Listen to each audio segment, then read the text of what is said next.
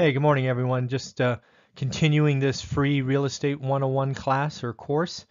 In today's section, we're going to be talking about market cycles, why they're important to understand, why you have to pay attention so you can take advantage of them and not get hurt by them. But before we get started, I'd be remiss if I didn't ask you to subscribe. It is, of course, the metric I use to track impact. We just crossed the 400 member mark, so I want to thank you very much for that. Again, the goal was 1,000 by the end of December, so it's going to take a little bit of work, and it's going to take your help in not only subscribing but promoting and sharing these videos with your friends interested in real estate investing. So greatly appreciate it if you share this out. Hit the like button. It's how I track impact of individual videos. It lets me know when I'm on the mark and not. And as always, leave a comment. I'm a one-man show, so when you leave a comment, I'm the one responding. It's not some team member or something of that nature. So with that, we will get started. So first off, market cycles.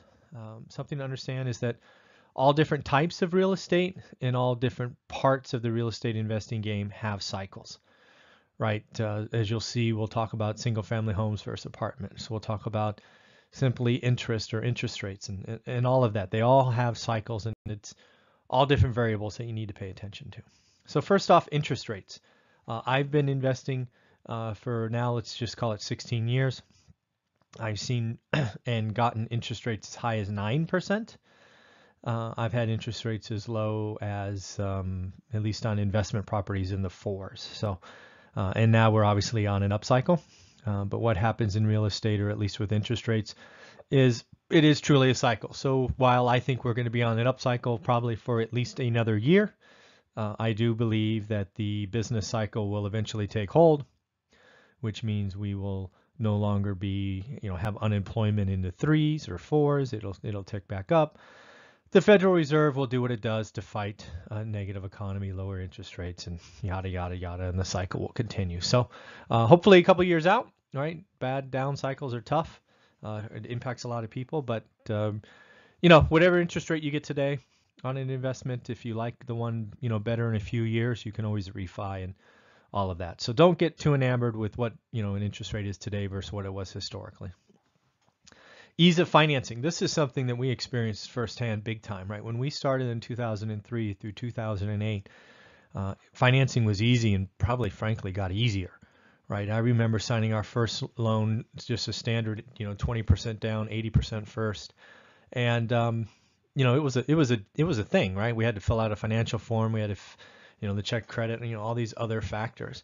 By the end, we were signing, 80% first, 10% seconds, and 10% down, and it didn't feel like we had any skin in the game and no real process, checks and balances. It was just a weird time. And then as easy as it got impossible, right? It became extremely hard. And again, frankly, impossible there for several years for an investor with multiple properties to get another loan. And of course, it's coming back. We're actually refining some properties now because it's finally gotten easy enough and attractive enough for us to do that. So financing, or the ease of financing, has its own cycle. Single family homes. I think there was a belief long term that single family homes only go up. Obviously, 2008 proved that not to be true. I believe if you're above the median, you're about to see another hiccup just because people can't afford it. I think affordability is the thing to watch, and frankly is another cycle. Something you have to watch for. Apartments. The reason I wanted these two together is something we experienced is I think single family homes, or let's just call it residential properties, so fourplexes and below, right? Things you can get a bank loan on, or residential bank loan, excuse me. I think there's a different cycle for those versus commercial buildings, which are 5 and above. I don't think they're in sync. My experience shows when single family homes are up, apartment values are compressed. And then when single families roll over, apartments become more valuable, right? Occupancy goes up, rents go up, all these factors. So again, just realize that when people are talking about depreciation cycle or whatever, that's all about houses. That's not really about apartments. So realize that there are two separate cycles. Another one that's very obvious if you've been in this game for a while is the interest in real estate investing, right? It peaked, in 2008. It crashed by 2012. And I would tell you we're probably on the upcycle. The amount of, I don't know, guru-based videos and people trying to sell you $1,000 courses and, this, that, wholesaling, and just all these things that I see, quite frankly, are frightening. And, we're definitely on an upcycle, and, there will be a down cycle. So, as far as interest goes. All right. So what really doesn't have cycles per se, right? Which is sort of that wave, the ups and downs of a cycle, or rental rates. I think rental rates, in my experience right now, obviously there are other parts of the country where this is probably not true. Rental rates are either flat year on year or up. We had many years where rates were pretty flat, and then they started rising, and they've been going up pretty steadily the last few years. So I don't really call rental rates a cycle, because they're more like stairs going up. They're either flat or rising. That's not to say that someday there won't be a depression or a reduction. I just don't see it, at least in the part of the market where I'm advising you to invest in affordable properties, because there's every year is less supply and frankly more demand, and that doesn't usually allow for rental drops. Affordable housing. They're not building anymore, right? That's an often quote. So again, when supply goes down, right, as people like myself are buying these slumlord properties and converting them to pride of ownership, and many others like me, the old affordable housing is vanishing, and some of it should, right? Some of it's disgusting and not quality to live in, but others just need to be updated. So I think affordable housing is vanishing. And, again, it's hard to have a cycle when all the supply is just decreasing. Population.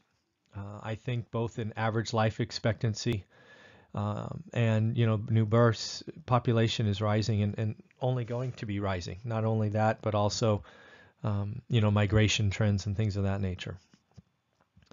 Inflation, right? So inflation goes up, inflation goes down, but it's always positive. I haven't witnessed yet, and I'm sure it can happen, stagflation or the reverse, deflation.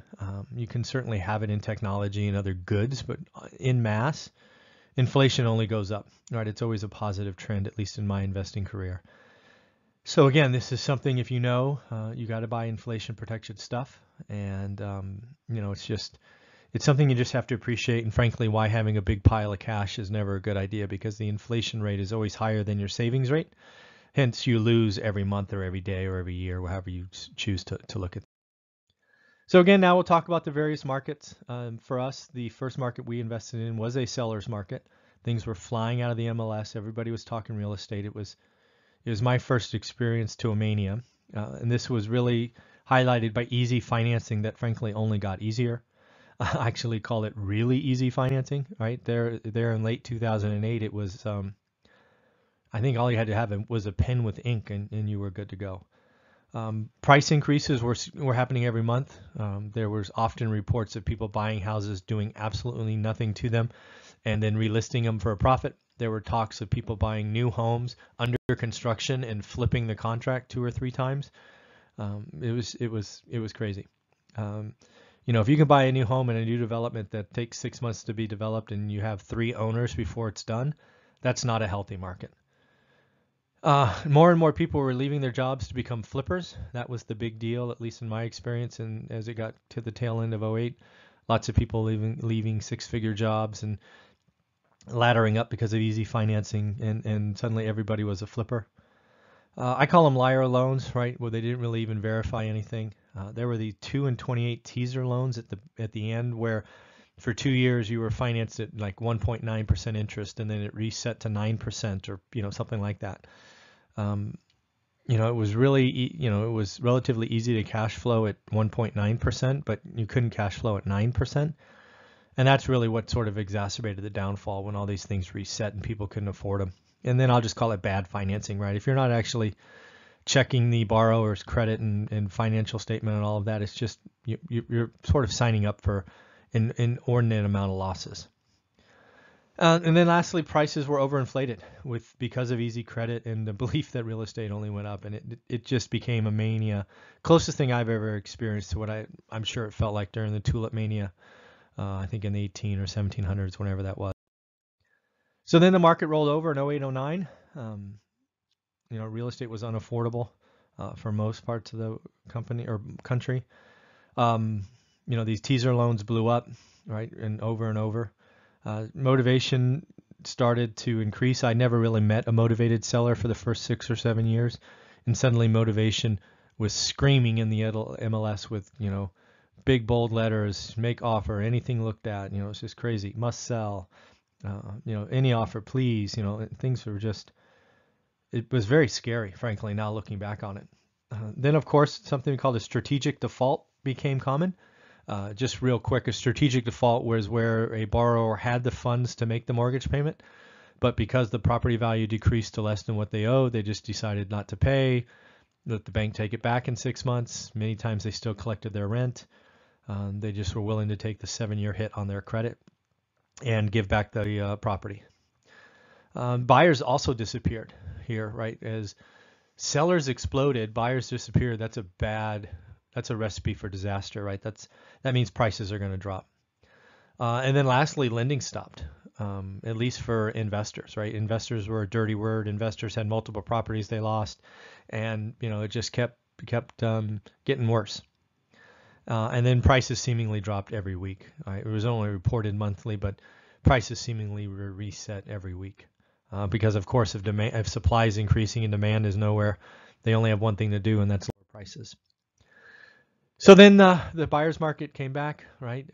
We were buying below replacement costs. We were buying properties below 50 grand that, probably cost 150 grand to build, and of course, a lot of had value. Occupancy rates went up. A lot of our apartments were maybe having 95% occupancy across the portfolio. We were running near 100% there for several years. Rental rates started to go up as more and more people needed to rent a place to live. We were starting to buy prices, significantly below what our first purchase was, right? I've talked about it many times. We bought that property on Norris Drive for 107.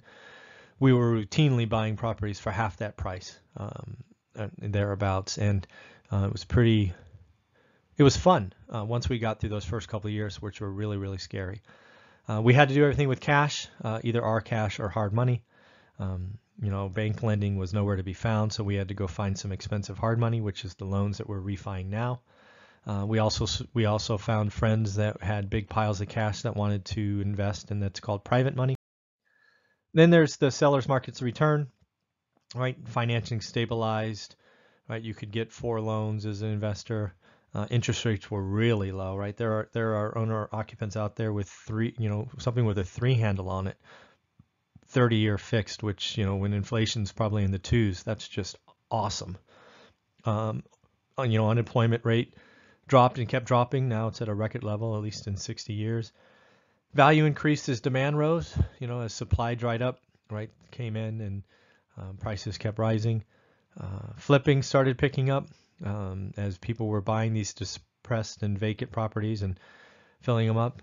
My big feeling where flipping was the big thing in the last seller's market, I think wholesaling is the most popular thing today. It's sort of people believe that they can wholesale, if they can make 20 to 40 grand and never own a property with double closes, assignment fees, things of that nature. There's a lot of videos and classes out there about doing marketing mailers and postcards and all those things. And, I think that's today's sexy thing, right? Because I've known many wholesalers that make 7 figures a year. However, as the quantity of wholesalers come out and the number of marketing and things that go out, it's going to become increasingly tough. And then, of course, I think the market's changing again. So it's going to be interesting to see what happens. Rough properties are being snapped up, right? There's a way that you can have forced appreciation by buying a, what I call a slumlord property in other videos and then turn it into pride of ownership. That's a thing lots of people are doing. So where's this going? I think properties above the median are in trouble, right? I think if you're above the median, and certainly if you're 2x the median, I just don't think there's many people that can afford it, right? Your affordability is probably under 20%, which is a big red flag for me. I think high-priced markets like the Silicon Valley, SoCal, in trouble. I think builders need to do themselves a favor and stop adding supply above the median and find a way to buy or build on affordable, whether it's the tiny home trend or whatever it is. we have a gross skewing of the quality and quantity of properties. We need to serve the below the median market, and that's hence where I focus. I think as interest rates rise, there are going to be less owner occupants buying in the belief that they can get something cheaper later. So demand for affordable rentals is only going to go up, which means rental rates are going to go up. I think there's going to be people that go bust. I've talked about this, right? If you've been investing for less than 5 years as a wholesaler or a flipper, you don't know any down cycles, and I'm going to guess your inventory is going to build over time. Your hard money, the cost of money is going to go up, and you're going to lose some properties and maybe even go totally bust. I think some private money investors got a little too comfortable, lending 100% of purchase, 100% of repair costs. I think congratulations, you're about to be an unfortunate owner of property because I think the hold time and everything's going to go up, and I think you're about to be taught a lesson, which is unfortunate. I think interest rates are going to rise. I could certainly see 30-year interest rates above 6.5, in the next 12 months.